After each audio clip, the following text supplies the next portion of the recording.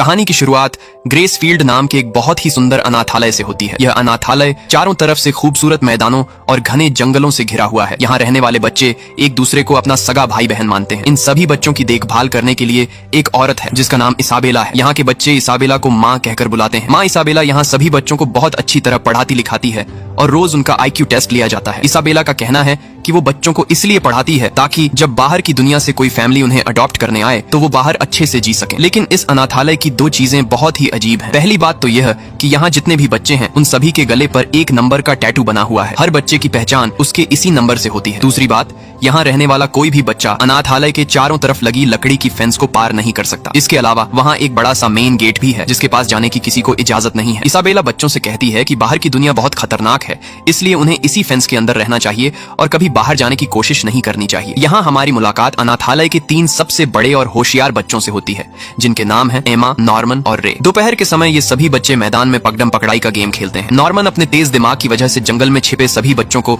बहुत आसानी से ढूंढ निकालता है। यहाँ तक कि वो सबसे फुर्तीली एमा को भी अपनी चाल में फंसाकर पकड़ लेता है। यह गेम असल में इन बच्चों की दिमागी और शारीरिक कसरत का एक हिस्सा है जिससे उनकी सोचने की क्षमता बढ़ती है। इसी बीच अनाथालय में एक खबर आती है कि कानी नाम की एक 6 साल की छोटी बच्ची को एक फैमिली ने अडॉप्ट कर लिया है। कानी बहुत ही मासूम लड़की है जो हमेशा अपने हाथ में एक खरगोश का टेडी बियर रखती है जिसे वो अपना सबसे अच्छा दोस्त मानती है। अनाथालय का नियम है कि जो बच्चा एक बार यहाँ से अडॉप्ट होकर चला जाता है वो कभी वापस नहीं आता। शाम को कानी की विदाई होती है। सभी बच्चे बहुत उदास होते हैं। कानी रोते हुए सबसे वादा करती है कि वो बाहर की दुनिया में जाकर सबको लेटर्स जरूर भेजेगी। लेकिन यहाँ नॉर्मन और रे सोचते हैं कि आज तक जितने भी बच्चे यहाँ से गए किसी ने भी कभी कोई लेटर नहीं भेजा। खैर, माँ इसाबेला कानी का हाथ पकड़कर उसे मेन गेट की तरफ ले जाती है। कानी के जाने के थोड़ी देर बाद एमा और नॉर्मन हॉल की सफाई कर रहे होते हैं। तभी एमा की नजर टेबल पर पड़ती है जहाँ कानी का पसंदीदा टेडी बियर छूट गया था। एमा परेशान हो जाती है क्योंकि कानी इस टेडी के बिना कहीं नहीं जाती थी। तभी वहाँ रे आता है और कहता है कि मेन गेट की लाइट अभी भी जल रही है जिसका मतलब कानी अभी वहीं होगी। अगर तुम लोग जल्दी जाओ तो उसे ये टेडी बियर दे सकते हो। एमा और नॉर्मन जानते थे कि गेट के पास जाना नियम के खिलाफ है। फिर भी एमा और नॉर्मन हाथ में कानी का वो टेडी बियर लेकर तेजी से मेन गेट की तरफ भागते हैं। जब वो गेट के पास पहुंचते हैं तो उन्हें वहाँ एक बड़ा ट्रक खड़ा दिखाई देता है। उन्हें लगता है कि कानी शायद इसी ट्रक के अंदर होगी। नॉर्मन और एमा ट्रक के अंदर की तरफ झांकते हैं लेकिन अंदर का नजारा देखते ही दोनों के होश उड़ जाते हैं। ट्रक के अंदर कानी की डेड बॉडी रखी हुई थी और उसके सीने पर एक लाल रंग का फूल रखा हुआ था। एमा डर के मारे कांपने लगती है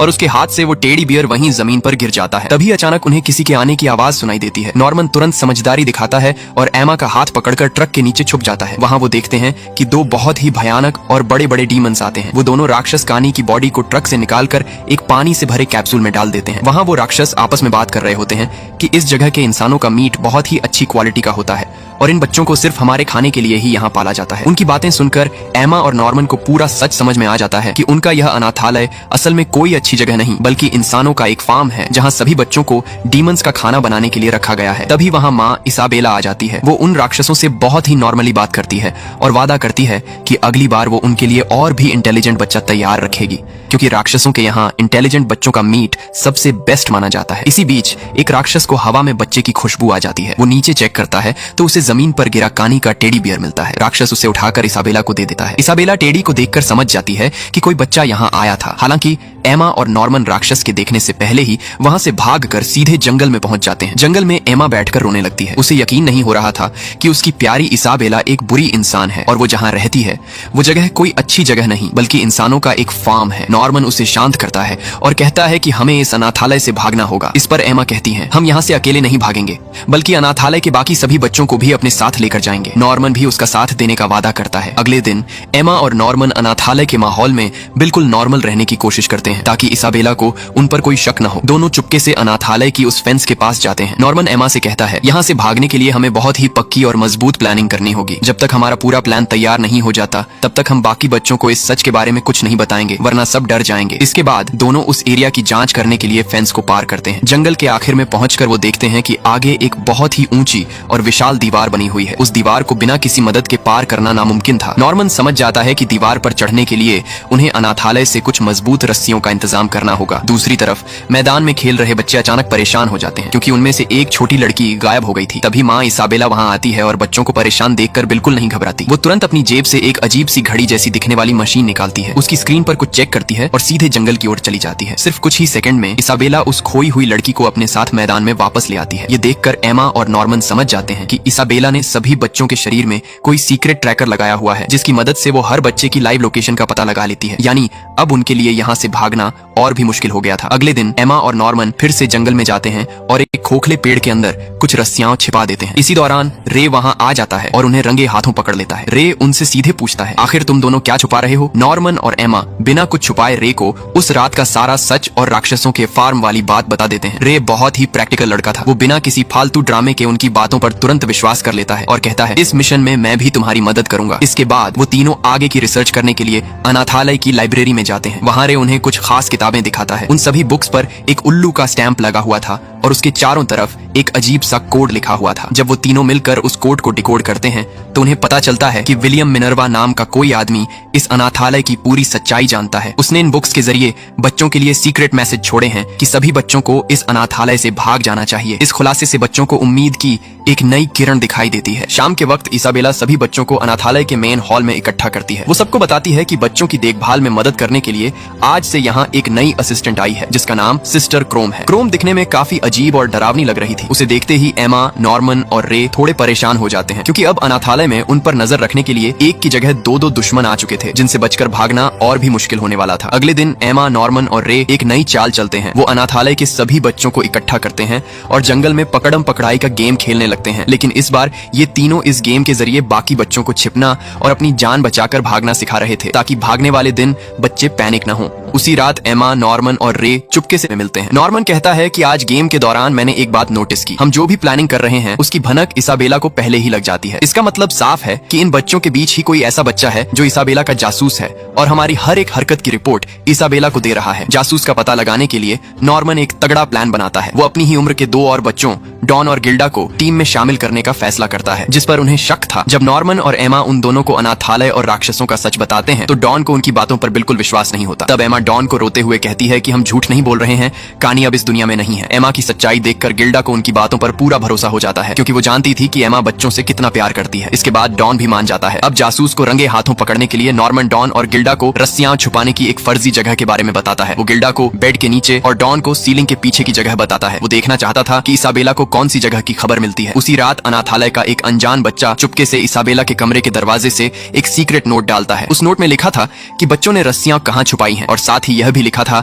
कि नॉर्मन एक बहुत ही चालाक और खतरनाक लड़का है। अगली सुबह नॉर्मन, एमा और रे उस जगह को चेक करने जाते हैं जहां उन्होंने रस्सियों को छुपा कर रखा था। वहां पहुंचकर वो देखते हैं कि रस्सियां वहां से गायब थीं। अब क्योंकि इन रस्सियों की जगह के बारे में उनके अलावा सिर्फ डॉन और गिल्डा को ही पता था, इसलिए सारा शक उन दोनों पर ही चला जाता है। रे गुस्से में कहता है कि देखा, मैंने पहले ही कहा था कि उन दोनों पर भरोसा नहीं करना चाहिए। डॉन या गिल्डा में से ही कोई एक इसाबेला का जासूस है। लेकिन तभी नॉर्मन बहुत ही शांति से मुस्कुराता है और कहता है कि नहीं रे, डॉन और गिल्डा में से कोई भी जासूस नहीं है। नॉर्मन बताता है कि असली जासूस कोई और है और उसने जानबूझकर तीसरी लोकेशन की जानकारी केवल एक खास व्यक्ति को दी थी। ये सुनकर रे चौंक जाता है। नॉर्मन धीरे से उसकी तरफ देखकर कहता है कि असली जासूस तुम हो। रे चुप हो जाता है और सच्चाई स्वीकार कर लेता है कि वह शुरू से इसाबेला के लिए काम कर रहा था क्योंकि वह अपनी जान बचाना चाहता था और अकेले भाग नहीं सकता था। रे आगे बताता है कि खुद को जिंदा रखने के लिए मैंने इसाबेला के सामने एक सौदा रखा। मैंने उससे कहा कि मैं बच्चों के बीच रहकर उसके लिए जासूसी करूंगा और बदले में वो मेरे एडॉप्शन का टाइम बढ़ा देगी। रे कहता है कि मैं यहाँ से अकेले बाहर नहीं भाग सकता था, मुझे तुम दोनों की जरूरत थी, इसीलिए मैंने खुद जानबूझकर कानी के उस टेडी बियर को टेबल पर छोड़ा था और तुम्हें हिंट दिया था कि मेन गेट की लाइट चालू है। मैं चाहता था कि तुम और एमा वहां जाओ और अपनी आंखों से फार्म का सच देख सको ताकि तुम भागने का प्लान बनाओ और मैं तुम्हारे साथ यहाँ से निकल सकूं। रे की ये पूरी सच्चाई सुनकर नॉर्मन और एमा को बड़ा झटका लगता है, लेकिन वो जानते थे कि रे दिल का बुरा नहीं है, वो बस खुद को बचाना चाहता था। एमा रे से कहती है कि भले ही तुमने जो किया वो गलत था, लेकिन हम आज भी तुम पर पूरा भरोसा करते हैं। इसके बाद वो दोनों रे को अपनी टीम से बाहर निकालने के बजाय उसे एक डबल स्पाई बना देते हैं। यानी अब रे इसाबेला के सामने नाटक तो जासूसी का करेगा, लेकिन असल में वो उनकी सारी इन्फॉर्मेशन नॉर्मन और एमा को देगा। इसके बाद रे उन्हें अपने कमरे में ले जाता है और फर्श के नीचे बने एक सीक्रेट होल को दिखाता है। इस होल में रे ने इसाबेला से छिपाई हुई बहुत सारी चीजें रखी थी, जैसे कुछ गैस के कैन और एक खास गैजेट। रे बताता है कि यह गैजेट उसने खुद अपने दिमाग से तैयार किया है। ये गैजेट बच्चों के शरीर में लगे ट्रैकर के सिग्नल को पूरी तरह ब्लॉक कर सकता है, जिससे इसाबेला को उनकी लोकेशन का पता नहीं चलेगा। शाम को रे इसाबेला के पास जाता है। वो इसाबेला का ध्यान भटकाने के लिए उससे एक झूठ बोलता है कि माँ, एमा और नॉर्मन बहुत शातिर हो रहे हैं और वो आपके खाने में जहर मिलाने की प्लानिंग कर रहे हैं। लेकिन तभी इसाबेला रे को कहती है कि रे, तुम्हारी जासूसी का काम बहुत अच्छा है, लेकिन नियम के मुताबिक कुछ ही महीनों बाद तुम्हें भी भी अडॉप्ट कर लिया जाएगा। यानी अब रे की मौत का समय भी तय हो चुका था। इसाबेला की बात सुनकर रे अंदर से पूरी तरह हिल जाता है, लेकिन वो अपने चेहरे पर डर नहीं आने देता और वहां से चुपचाप निकल जाता है। अगले दिन पांचों बच्चे अपनी नई रस्सियों का टेस्ट करने के लिए उस विशाल दीवार के पास जाते हैं। वो देखना चाहते थे कि रस्सी दीवार पर टिक पाएगी या नहीं, लेकिन जैसे ही वो दीवार के पास पहुंचते हैं, सिस्टर क्रोम वहां आ जाती है और उन्हें रंगे हाथों पकड़ लेती है। बच्चों को लगता है कि अब उनका खेल खत्म हो चुका है और क्रोम जाकर इसाबेला को सब कुछ बता देगी। लेकिन तभी क्रोम कुछ ऐसा करती है जिसकी उम्मीद किसी को नहीं थी। वो कहती है कि डरो मत, मैं इसाबेला को इस बारे में कुछ नहीं बताऊंगी। मैं तो खुद तुम बच्चों की मदद करना चाहती हूँ ताकि तुम यहाँ से भाग सको। बच्चों को उसकी बातों पर बिल्कुल भरोसा नहीं होता। तब क्रोम अपनी कॉलर हटाकर एक निशान दिखाती है। वो बताती है कि मेरी बॉडी के अंदर एक सीक्रेट चिप लगी हुई है। अगर कोई भी बच्चा मेरी सिक्योरिटी से भाग जाता है या मैं इसाबेला के खिलाफ जाती हूँ तो इस अनाथालय के हेडक्वार्टर वाले इस चिप के जरिए मुझे करंट देकर सीधे मार डालेंगे। क्रोम आगे बताती है कि वो इसी अनाथालय में पली बड़ी है। वो इसाबेला को हटाकर खुद इस फार्म की मां बनना चाहती थी ताकि अपनी जान बचा सके। उसी रात वो पांचों बच्चे सिस्टर क्रोम के कमरे में जाते हैं। वहां क्रोम उन्हें इस दुनिया का असली और सबसे खौफनाक इतिहास सुनाती है। वो बताती है कि आज से करीब 1000 साल पहले इंसानों और डीमंस के बीच एक बहुत ही भयानक युद्ध शुरू हुआ था, जिसमें दोनों तरफ के लाखों लोग मारे गए थे। इस तबाही को रोकने के लिए दोनों ग्रुप्स के बीच एक समझौता हुआ जिसका नाम रखा गया इद प्रॉमिस। इस प्रॉमिस के मुताबिक इंसानों और राक्षसों ने अपनी दुनिया को 2 अलग अलग हिस्सों में बांट लिया। राक्षसों ने वादा किया कि वो अब इंसानों की दुनिया में जाकर उन पर हमला नहीं करेंगे, लेकिन इस शांति के बदले में इंसानों को एक बहुत ही क्रूर शर्त माननी पड़ी। शर्त यह थी कि राक्षसों को खाने के लिए इंसानी बच्चों की सप्लाई दी जाएगी। इसी शर्त को पूरा करने के लिए इस दुनिया में ग्रेस फील्ड जैसे कई सीक्रेट फार्म्स बनाए गए जहां अनाथ बच्चों को बहुत अच्छे माहौल में पाला पोसा जाता है। क्रोम आगे बताती है कि राक्षसों को जितना ज्यादा इंटेलिजेंट बच्चा खाने को मिलता है, उनका दिमाग उतना ही ज्यादा समझदार और ताकतवर होता जाता है। अगर वो इंसानी दिमाग नहीं खाएंगे तो वो जानवरों जैसे जंगली बन जाएंगे। इसी वजह से इसाबेला बच्चों को इतना ज्यादा पढ़ाती है और उनका रोज IQ टेस्ट लेती है। इसी बातचीत के दौरान बच्चे क्रोम से उनके कानों में लगे ट्रैकर के बारे में पूछते हैं। क्रोम बताती है कि सभी बच्चों के कानों के पीछे एक बहुत ही छोटा ट्रैकर लगाया गया है जिससे इसाबेला अपनी घड़ी में सबकी लोकेशन देख सकती है। अब क्योंकि रे पहले ही इस ट्रैकर को ब्लॉक करने का गैजेट बना चुका था, इसलिए बच्चों के चेहरे पर कोई डर नहीं दिखता। बच्चों का यह कॉन्फिडेंस देखकर क्रोम समझ जाती है कि इन बच्चों को ट्रैकर को बेकार करने का तरीका मिल चुका है। अगले दिन क्रोम बच्चों के रूम में थी, तभी वहां इसाबेला आ जाती है। इसाबेला के हाथ में एक लेटर था। इसाबेला वो लेटर क्रोम के हाथ में थमा देती है और बताती है कि हेडक्वार्टर से ऑर्डर आया है कि तुम्हें दूसरे अनाथालय में मान की पोस्ट दी जा रही है, इसलिए तुम्हें इसी वक्त ग्रेसफील्ड हाउस छोड़कर जाना होगा। ये खबर सुनकर सिस्टर क्रोम को बहुत बुरी लगती है। वो अच्छी तरह जानती थी कि इसाबेला उसे प्रमोशन नहीं दे रही बल्कि रास्ते से हटा रही है, क्योंकि इसाबेला को क्रोम की चालबाजी का पता चल चुका था। क्रोम समझ जाती है कि अब उसका बचना नामुमकिन है। अनाथालय से निकलने से पहले क्रोम बच्चों की मदद करने के लिए एक स्पेशल पेन छोड़कर चली जाती है। जब क्रोम अनाथालय के मेन गेट पर पहुंचती है तो वहां उसकी मुलाकात इस पूरे सिस्टम की सुपरवाइजर से होती है, जिसे सभी लोग दादी कहकर बुलाते थे। क्रोम अपनी जान बचाने के आखिरी मौके के तौर पर दादी को बताती है कि ग्रेस फील्ड के बच्चे बहुत शातिर हैं और वो यहाँ से भागने का प्लान बना रहे हैं और इसाबेला इस बात को छुपा रही है। लेकिन दादी क्रोम की एक नहीं सुनती। दादी कहती है कि इसाबेला मेरा सबसे पसंदीदा है और वो बच्चों को कभी भागने नहीं देगी। तभी अंधेरे कॉरिडोर से एक बहुत ही भयानक और बड़ा राक्षस बाहर निकलता है। क्रोम डर के मारे चिल्लाने लगती है,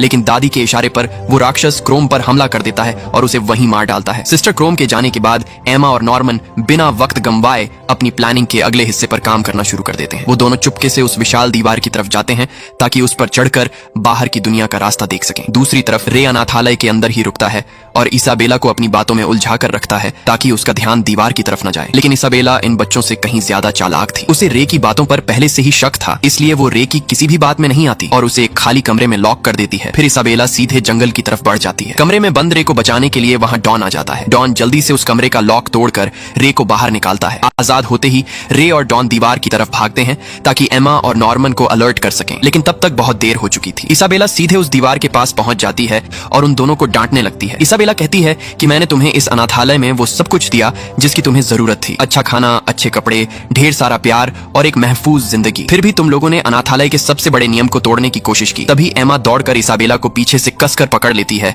ताकि इसाबेला हिल न सके। एमा चिल्लाकर नॉर्मन से कहती है कि नॉर्मन तुम रुकना मत, जल्दी से दीवार के ऊपर चढ़ जाओ और यहाँ से भाग जाओ। लेकिन इसाबेला की ताकत एमा की सोच से कहीं ज्यादा थी। वो पलक झपकते ही खुद को एमा की पकड़ से छुड़ाती है और गुस्से में एमा का पैर इतनी बेरहमी से मरोड़ती है कि उसका पैर वहीं टूट जाता है। एमा दर्द के मारे जमीन पर गिरकर चीखने लगती है। एमा की यह हालत देखकर नॉर्मन के कदम वहीं रुक जाते हैं। वो एमा को इस दर्दनाक हालत में छोड़कर अकेले भागने से साफ इनकार कर देता है। इसाबेला मुस्कुराती है और कहती है कि तुमने बिल्कुल सही फैसला किया। इसके बाद वो बताती है कि हेडक्वार्टर से ऑर्डर आ चुका है। कल नॉर्मन का एडॉप्शन होने वाला है, यानी कल उसका आखिरी दिन है और उसे डीमंस के हवाले कर दिया जाएगा। उसी रात चारों बच्चे एक कमरे में इकट्ठे होते हैं। रे नॉर्मन से कहता है कि हमारे पास सिर्फ आज की रात है। हम कल सुबह ही तुम्हारे पैर में चोट लगने का नाटक करेंगे या तुम्हें अनाथालय के अंदर ही कहीं छुपा देंगे, जिससे तुम्हारा शिपमेंट रुक जाएगा। लेकिन नॉर्मन उनके इस प्लान के लिए साफ मना कर देता है। वो कहता है कि अगर मैं यहाँ से भागने की कोशिश करूंगा या छुपूंगा तो इसाबेला पूरे अनाथालय को हाई अलर्ट पर डाल देगी। वो सुरक्षा और ज्यादा कड़ी कर देगी, जिसके बाद बाकी बच्चों का यहाँ से भागना हमेशा के लिए नामुमकिन हो जाएगा। नॉर्मन भावुक होकर कहता है कि अगर मुझे अपने भाई बहनों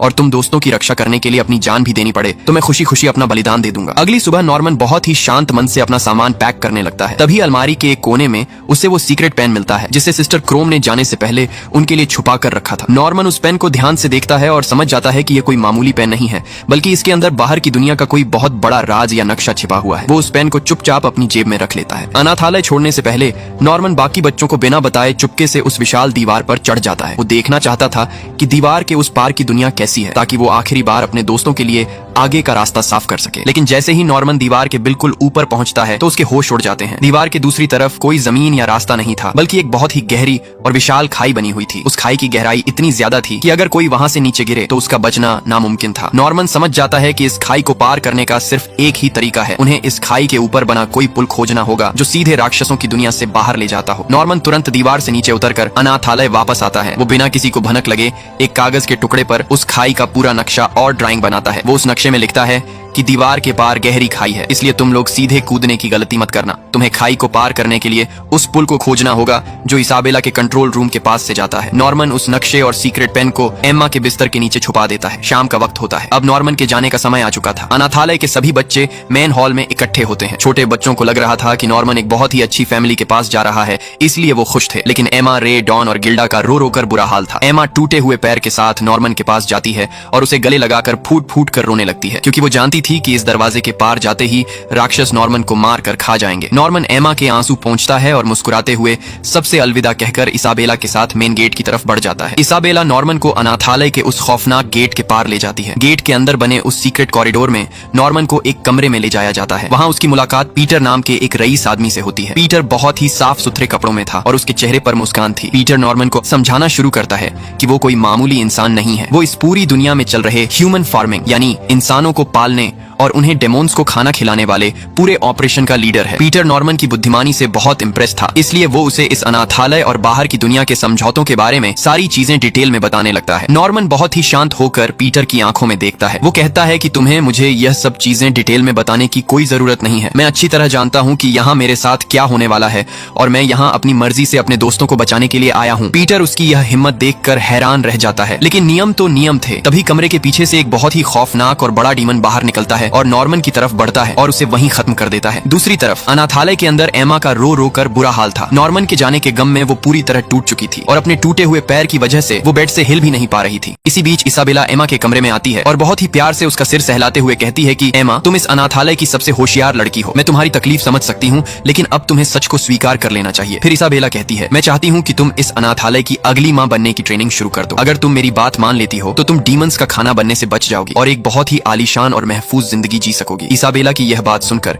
एमा अंदर से पूरी तरह सिहर जाती है। उसे समझ आता है कि माँ इसाबेला उसे भी अपने जैसा एक कसाई बनाना चाहती है जो खुद बच्चों को मौत के मुंह में धकेलती है। दूसरी तरफ रे भी बहुत दुखी था। नॉर्मन उसका सबसे अच्छा दोस्त था और अब वो इस दुनिया में नहीं है। नॉर्मन के जाने के गम में वो दिन भर चुपचाप एक कोने में बैठा रहता और किसी से बात भी नहीं करता। तभी एक शाम इसाबेला रे के पास जाती है और उसके चेहरे की उदासी को देखकर मुस्कुराती है। वो रे को कहती है कि रे, तुम्हारा जासूसी का काम अब खत्म हो चुका है, क्योंकि एडॉप्शन के लिए अगला नंबर तुम्हारा ही है। कुछ ही दिनों में तुम्हारा शिपमेंट होने वाला है, इसलिए अपनी मौत के लिए तैयार हो जाओ। लेकिन यह सुनकर रे के चेहरे पर कोई डर नहीं आता, बल्कि उसकी आंखों में एक अजीब सी चमक आ जाती है। उसने मन ही मन कुछ ऐसा तय कर लिया था जो पूरे अनाथालय को हिलाकर रख देने वाला था। आखिरकार कुछ दिनों बाद वो रात आ ही जाती है जो रे की अनाथालय में आखिरी रात होने वाली थी। रात के सन्नाटे में रे अनाथालय के डाइनिंग हॉल में अकेला बैठा हुआ था। तभी वहाँ एमा आती है। एमा का पैर अब काफी हद तक ठीक हो चुका था। एमा रे के पास जाकर कहती है कि रे, हमारे पास अब भी मौका है, हम यहाँ से भाग सकते हैं। मेरे पास यहाँ से भागने का एक बहुत ही बेहतरीन प्लान है। लेकिन रे उसकी बात को बीच में ही काट देता है और कहता है कि एमा, अब बहुत देर हो चुकी है। नॉर्मन के जाने के बाद मैंने भागने की सारी उम्मीदें छोड़ दी हैं, लेकिन मैं इन डेमोन्स का खाना बनकर अपनी जिंदगी खत्म नहीं करूंगा। मैंने अपने लिए एक अलग ही प्लान तैयार किया है। इससे पहले कि एमा कुछ समझ पाती,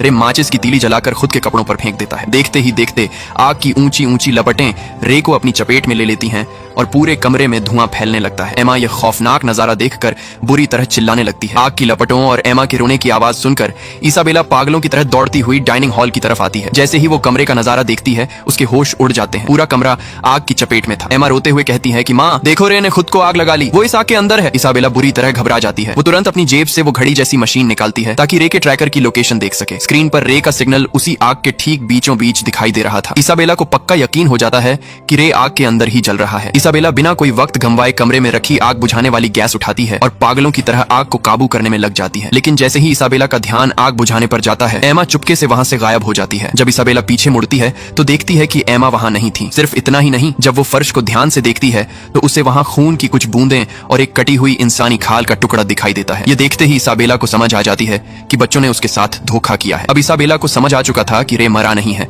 बल्कि यह सब उसे चकमा देने के लिए किया गया था। यहाँ कहानी में एक फ्लैशबैक दिखाया जाता है। असल में जब नॉर्मन इस अनाथालय से विदा हुआ था तो उसने जाने से पहले एमा के लिए बिस्तर के नीचे जो नक्शा और सीक्रेट नोट छोड़ा था, उसमें एक बहुत ही पक्की प्लानिंग लिखी हुई थी। नॉर्मन जानता था कि रे खुद को आग लगाने की सोच रहा है, इसलिए नॉर्मन ने नोट में एमा को समझाया था कि रे की इस जिद को ही हमें अपना सबसे बड़ा हथियार बनाना होगा। नॉर्मन के जाने के बाद एमा ने वो सीक्रेट नोट चुपके से डॉन और गिल्डा को दिखा दिया था। पिछले कुछ दिनों से जब एमा अपने पैर की चोट की वजह से बिस्तर पर होने का नाटक कर रही थी, तब डॉन और गिल्डा बाकी बड़े बच्चों के साथ मिलकर अनाथालय के अंदर ही भागने की पूरी तैयारी कर रहे थे। इस पूरे प्लान की भनक रे को भी नहीं थी, क्योंकि रे पर इसाबेला 24 घंटे नजर रखती थी। अब कहानी प्रेजेंट में आती है। असल में जब रे डाइनिंग हॉल में खुद पर तेल छिड़क कर आग लगाने जा रहा था, तब एमा ने आखिरी पल में रे को पीछे खींच लिया था। इसके बाद एमा ने एक तेज चाकू निकाला और बहुत ही फुर्ती से रे के कान के पीछे कट लगाकर उस सीक्रेट ट्रैकर को शरीर से बाहर निकाल दिया। यही वजह थी कि वहां जमीन पर खून और खाल का टुकड़ा गिरा था। एमा ने उस कटे हुए ट्रैकर को और रे के कुछ पुराने कपड़ों को आग में डाल दिया था ताकि इसाबेला की मशीन में यही दिखे कि रे आग के अंदर ही मौजूद है। इस तरह इसाबेला आग बुझाने में उलझ गई और बच्चों को वहां से निकलने का पूरा मौका मिल गया। इसके बाद एमा ने चाकू से अपने कान का ट्रैकर भी बाहर निकाल फेंका और रे को लेकर सीधे जंगल की तरफ भाग निकली। भागते हुए रे हैरान होकर एमा से पूछता है कि लेकिन बाकी बच्चों का क्या हम उन्हें यहीं छोड़ रहे हैं? तब एमा मुस्कुराते हुए कहती है कि नहीं रे, डॉन और गिल्डा ने पहले ही सभी बड़े बच्चों के ट्रैकर निकाल दिए हैं और वो सब दीवार की तरफ बढ़ चुके हैं। लेकिन हम 4 साल से छोटे बच्चों को अपने साथ नहीं ले जा रहे हैं,